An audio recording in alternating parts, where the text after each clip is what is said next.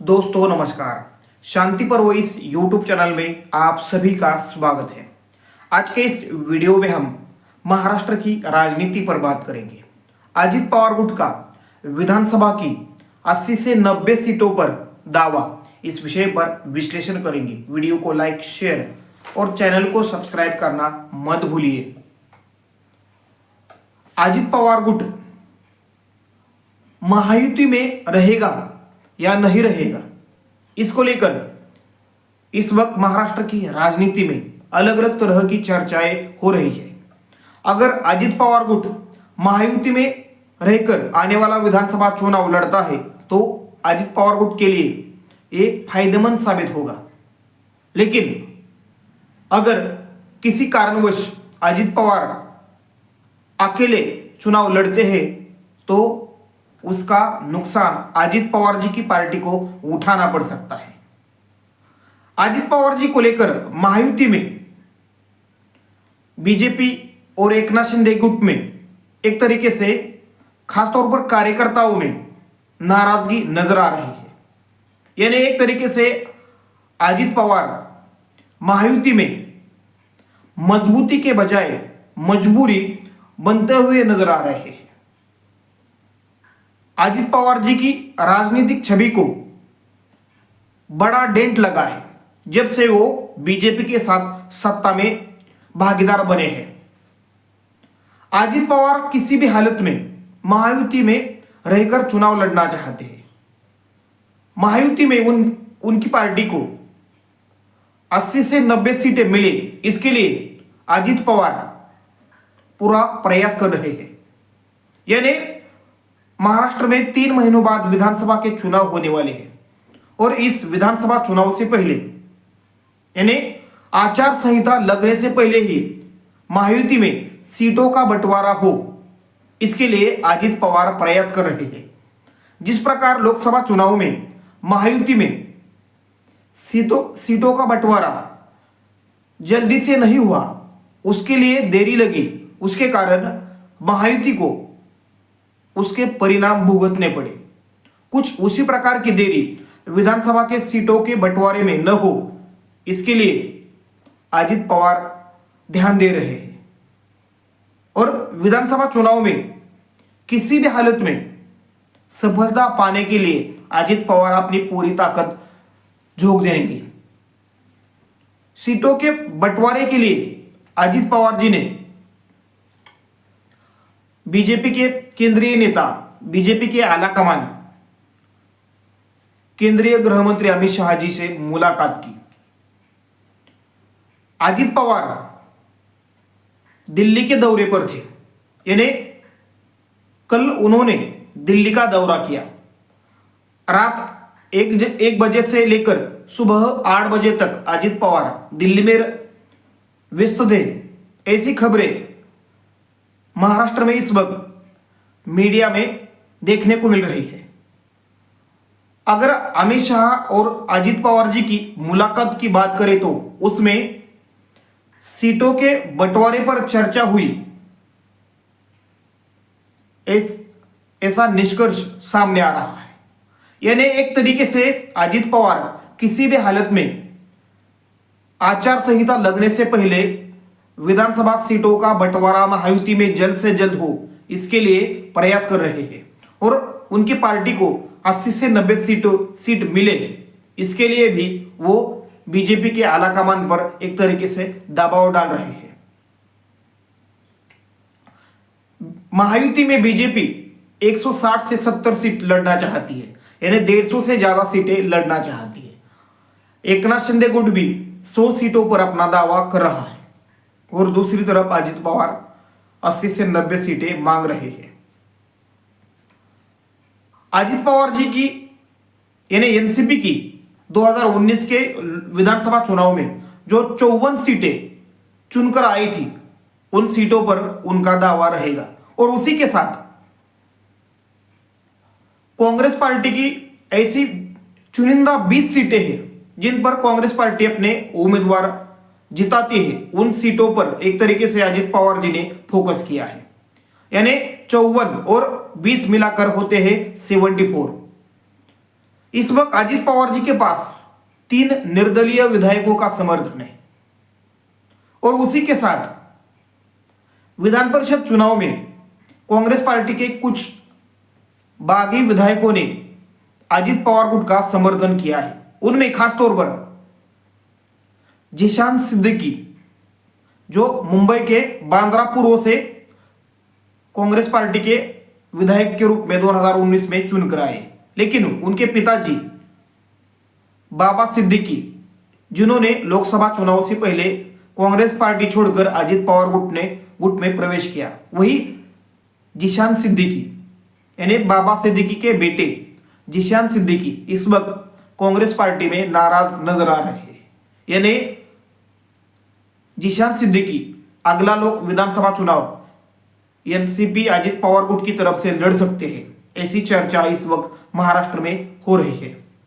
नासिक के कांग्रेस पार्टी के विधायक हीरामन खोसकर वो भी अजित पवार जी के करीबी माने जाते हैं और अमरावती से कांग्रेस पार्टी की विधायक सुलभा खोड़के यानी एक तरीके से बीजेपी कांग्रेस पार्टी के 3 विधायक अजित पवार जी के साथ या उनके पार्टी के सिंबल पर आने वाले विधानसभा चुनाव में लड़ सकते हैं। ऐसे मिलाकर 80 सीटों पर अजित पवार जी का दावा है और अन्य 10 सीटें यानी एक तरीके से 80-90 सीटों पर अजित पवार अपना दावा पेश कर रहे हैं और खास तौर पर मुंबई में अजित पवार 4 से 5 सीट लड़ना चाहते हैं। जो मुस्लिम बाहुल्य मतदार संघ है या कॉन्स्टिट्यूंसी है, उन सीटों पर जहां से कांग्रेस पार्टी के विधायक चुनकर आए हैं, जैसे जिशान सिद्दीकी की सीट हो, नसीम खान जी की सीट हो, ऐसी सीटों पर अजित पवार मुंबई में फोकस कर रहे हैं। विधानसभा चुनाव में किसी भी हालत में मुस्लिम वोटों को अपने पाले में लाने के लिए अजित पवार जी का प्रयास चल रहा है। अपनी जो सेकुलर छवि है या अपनी जो फुले शाहू अंबेडकर जी की राजनीतिक विरासत है, उसे एक तरीके से अजित पवार जनता के सामने रखने का प्रयास कर रहे हैं। यानी विधानसभा चुनाव को लेकर अजित पवार बड़े सीरियस नजर आ रहे हैं और इस चुनाव में ज्यादा से ज्यादा सफलता पाने के लिए अजित पवार जी ने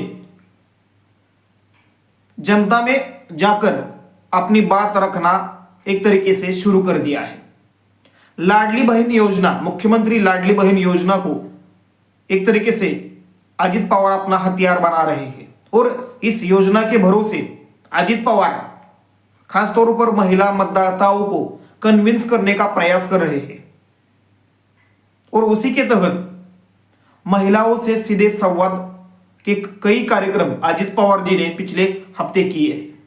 यानी एक तरीके से अजित पवार जी की राजनीति देखे तो आक्रामकता के बजाय अजित पवार जी ने प्रेम का संदेश देने का प्रयास किया है। यानी अपने राजनीतिक छवि में बदलाव लाने का प्रयास किया है।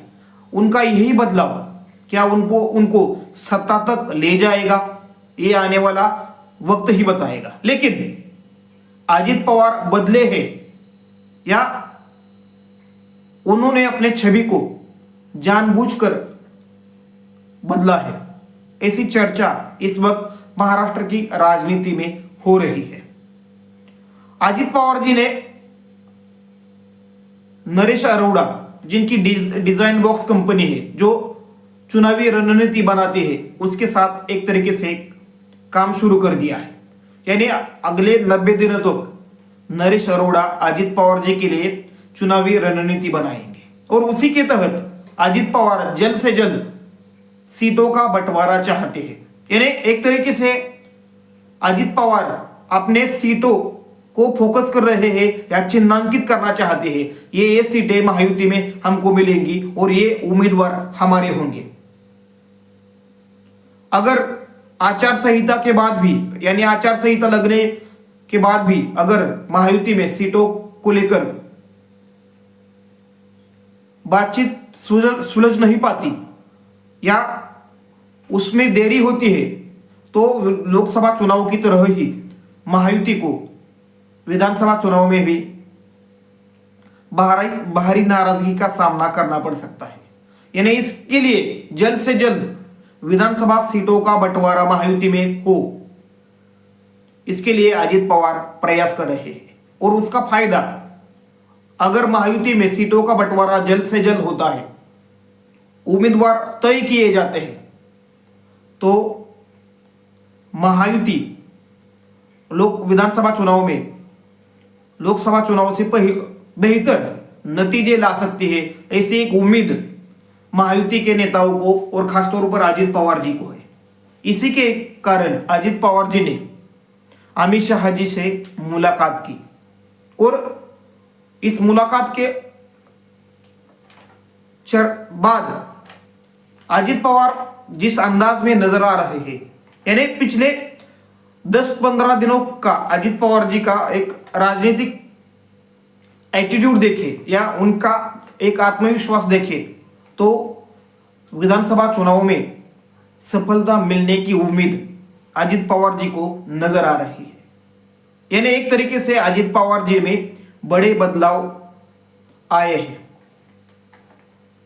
महायुति में सीटों के बंटवारे के मुद्दे पर इस वक्त संघर्ष छिड़ा हुआ नजर आ रहा है। खासतौर पर महायुति में बीजेपी सबसे ज्यादा सीट लड़ना चाहती है। अगर बीजेपी 160 से 170 सीटें लड़ेगी तो अजित पवार और एकनाथ शिंदे जी की शिवसेना को कितनी सीटें वो देगी, इसको लेकर भी अलग अलग तरह के कयास लगाए जा रहे हैं। अगर अजित पवार जी की पार्टी को 80 से 90 सीटें मिलती है या एकनाथ शिंदे जी की पार्टी को 100 सीटें मिलती है तो क्या बीजेपी 115 से 120 सीटों पर चुनाव लड़ेगी? इसको लेकर भी अलग अलग तरह की बातें सामने आ रही है। लेकिन कुल मिलाकर देखें तो इस वक्त महाविकास आघाड़ी और महायुति में सीटों के बंटवारे के मुद्दे पर चर्चा तो हो रही है, लेकिन ज्यादा घमासान महायुति में नजर आ रहा है। यानी एक तरीके से विधानसभा चुनाव को लेकर अपना हक ज्यादा रहे या अपनी मजबूती ज्यादा दिखे, इसके लिए अजित पवार हो, बीजेपी हो या एकनाथ शिंदे जी हो, प्रयास कर रहे हैं। और सीटों का बंटवारा जल्द से जल्द हो, इसके लिए बीजेपी के ऊपर या बीजेपी के केंद्रीय नेताओं के ऊपर एक तरीके से एकनाथ शिंदे जी और अजित पवार प्रेशर डाल रहे हैं। धन्यवाद। वीडियो को लाइक, शेयर और चैनल को सब्सक्राइब करना मत भूलिए।